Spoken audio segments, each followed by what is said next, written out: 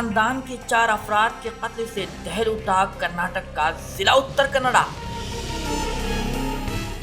जायदाद के खातिर बेरहमी से मार गिराए गए बैक वक्त 4 अफराद।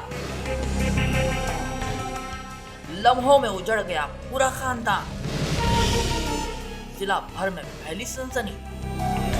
दिल दहला देने वाले कत्ल की ये 4 तस्वीर वाकई हैरानकुन है, जहां घर के मुखिया समेत बीवी, बेटे और बहू को घर के इहाते में ही बेरहमी से मारकर मौत के घाट उतार दिया गया।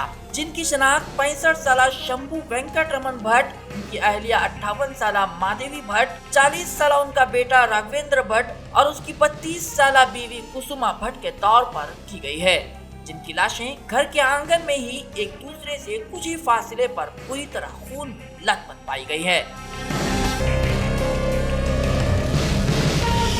वारदात के वक्त महलूक राजू का 6 साल बेटा स्कूल गया हुआ था, जबकि उनकी 3 साल बच्ची घर में ही सो रही थी, जिसकी वजह से ये दोनों महफूज हैं।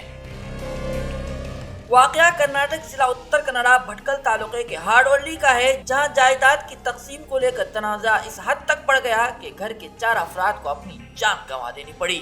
मामले में फिलहाल पुलिस एक खातून मुलजिम को तहवील में लेकर पूछताछ कर रही है, जबकि दीगर 2 मुलजिमीन अब तक फरार हैं, जिनकी धरपकड़ के लिए पुलिस की जानिब से 3 टीमें तश्कील दी गई हैं, जो मुख्तलिफ मकामात पर मुलजिमीन की तलाश में जुटी हुई है। जबकि मामले की बारीकी से जांच के लिए मंगलुरु से FSL टीम भी तलब की गई, जो 4 लाशों समेत जायदाद और मुलजिमीन के घर पहुंचकर भी जायजा और मुआयना करके सबूत इकट्ठा करने में लगी हुई हैं, जिसके बाद पोस्टमार्टम की कार्रवाई अंजाम देकर शनिवार देर शाम 4 लाशें लवाहिकीन के हवाले की गई।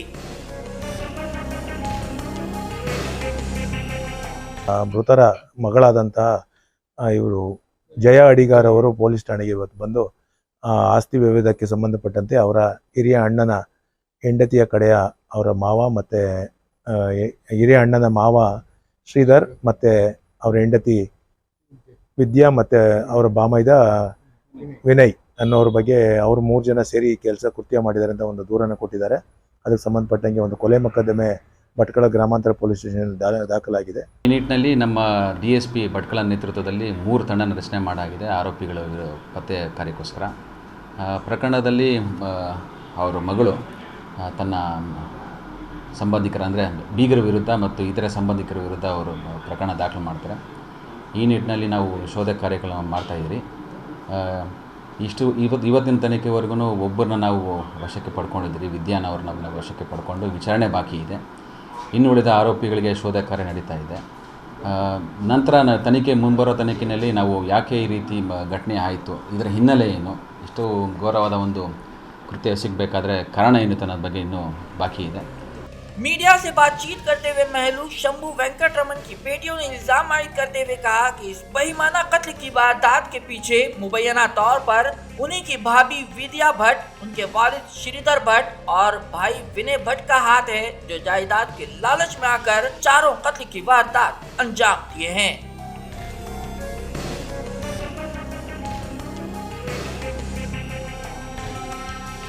ಗಲ್ಲು ಶಿಕ್ಷೆ ಆಗಬೇಕು. ಯಾಕಂದ್ರೆ ನಾಳೆ ಬಂದು ಮತ್ತೆ ಯಾರನ್ನಾರು ಯಾಕಂದ್ರೆ ಈ ರೀತಿಯಾಗಿ ನಮ್ಮ ಹಿಂದೂಗಳಾಗಿ ಮತ್ತು ಅದ್ರ ನಮ್ಮ ಬ್ರಾಹ್ಮಣರಾಗಿ ನಾವು ಇಂಥ ಕ್ರೂರ ಹತ್ಯೆಗೆಲ್ಲ ಮಾಡಬಾರ್ದಿತ್ತು, ಅದನ್ನು ಮಾಡಿದ್ದಾರೆ. ಹಾಗಾಗಿ ನಾವು ಇದನ್ನು ಸಹಿಸಲಿಕ್ಕೆ ಸಾಧ್ಯತೆ ಇಲ್ಲ. ಯಾಕೆಂದರೆ ಈಗ ನಮ್ಗೆ ಆವಾಗ ಎನಿಸ್ತಿತ್ತು, ನಮಗೆ ಇನ್ನು ಅಣ್ಣ ಹೋದವಾಗ ಇಷ್ಟು ದುಃಖ ಆಗ್ತದೆ, ಆದರೆ ನಮಗೆ ಆವಾಗ ಹೋದವಾಗ ನಾವು ಹೆಂಗೋ ಸಹಿಸ್ಕೊಂಡೇವೆ. ಆದರೆ ಪ್ರತಿದಿನ ನಮ್ಗೆ ಒಂದು ಧಾರಾವಾಹಿ ನೋಡೋದಾಗಲಿ ಅಥವಾ ಯಾವ್ದು ನೋಡುವಾಗಲೂ ನಮ್ಮ ಅಣ್ಣನ ನೆನಪಾಗ್ತಿತ್ತು. ಅಣ್ಣನ ಹೋಗುವಾಗ ಇಷ್ಟು ನಮ್ಗೆ ಇದು ಈಗ ದುಃಖ ಬರ್ತದೆ ಯಾರನ್ನೊಟ್ಟು ಮಾತಾಡುವಾಗ. ಅದು ಅವಳು ಹೇಗೆ ಇರ್ತಾಳೆ, ಅವಳು ನಮ್ಮೊಟ್ಟಿಗೆ ಬಂದು. ಹಾಗಾದರೆ ನಾವು ಎಲ್ಲ ಒಟ್ಟು ಸೇರಿ ಏನು ಚಂದದಿಂದ ಒಂದು ಅವರಿಗೆ ಪ್ರತ್ಯೇಕ ಮನೆ ಸಹಿತ ತಂದಿದ್ದು ಕೊಟ್ಟುಕೊಡ್ತಿದ್ದು. ಆ ವಿಶ್ವಾಸ ನಮ್ಮಲ್ಲಿ ಸಹಿತ ಇದೆ.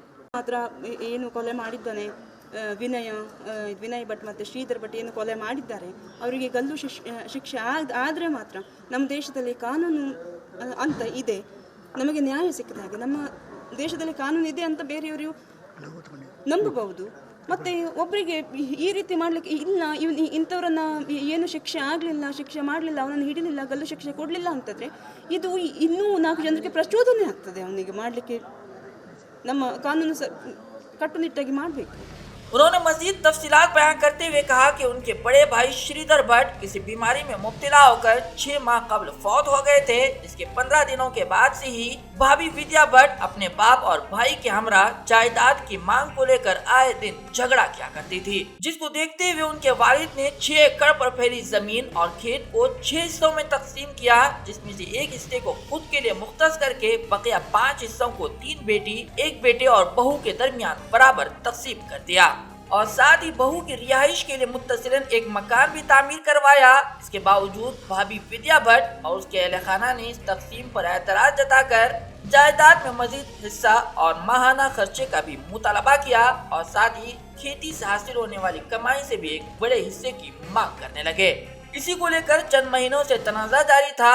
मामले की संगीनी और उनसे मिलने वाली धमकियों के मद्देनजर पुलिस थाने में भी पेश की शिकायत दर्ज की गई थी। इसके बावजूद भी कत्ल की वहशियाना वारदात पेश आई।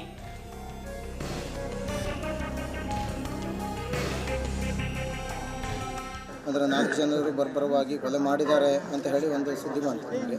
ಆದರೆ ಅವರು ನೋಡಲಿಲ್ಲಾಗಿತ್ತು ಅದು. ಅಷ್ಟರೊಳಗೆ ಮತ್ತೆ ಅದು ಯಾರೋ ಒಬ್ಬರು ಬಂದು ನೋಡಿ ಹೇಳಿದ್ದಾರೆ ಅಂತ ಹೇಳಿದ್ರು.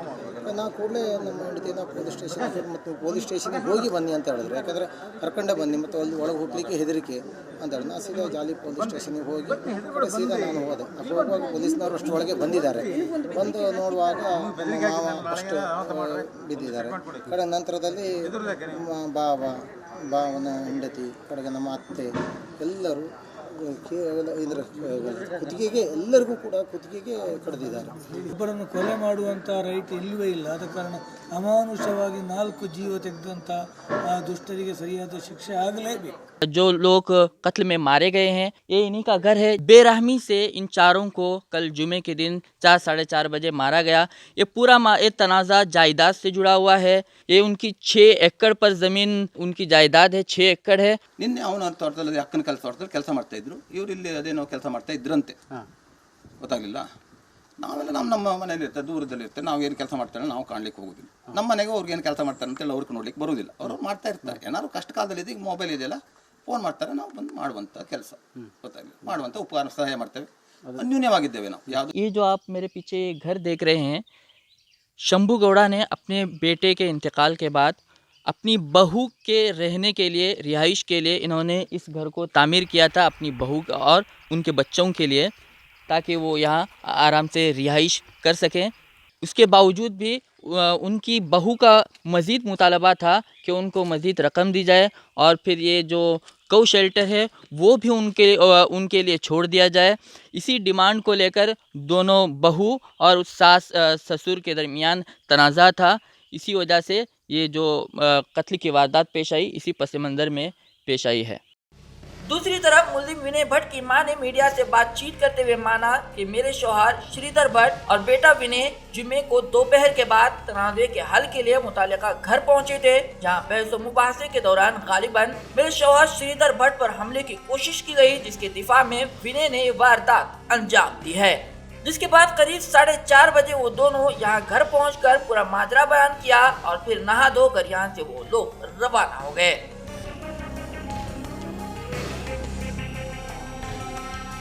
नाज़रीन, जिस तरह से कत्ल की वारदात पेश आई है, एक तरफ तो उनके घर में पूरा मातम छाया हुआ है, तो दूसरी तरफ जो मुल्जिम विनय भट्ट है उनके घर में भी पूरी तरह से मातम छाया हुआ है।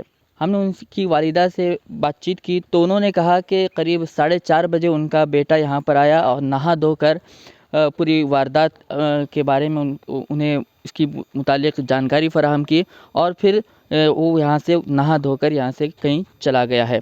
ಇಲ್ಲ ನಮ್ಮನೆಯವರು ಬಂದಿದ್ರು, ನಾನು ಬರೋದು ತಡ ಆಯಿತು, ದೇವಸ್ಥಾನಕ್ಕೆ ಹೋಗಿದ್ನಾ, ಅಷ್ಟಕ್ಕೂ ಅವನು ಹೋಗೋಕ್ಕೆ ರೆಡಿಯಾಗಿದ್ದ. ಅವನು ಎಲ್ಲಿ ಹೋಗ್ಲಿಕ್ಕೆ ಅದೇ ಬೈಕ್ ತಗೋ ಹೊರಟ ಅವನು ಸ್ನಾನ ಎಲ್ಲ ಮಾಡ್ಕೊಂಡು.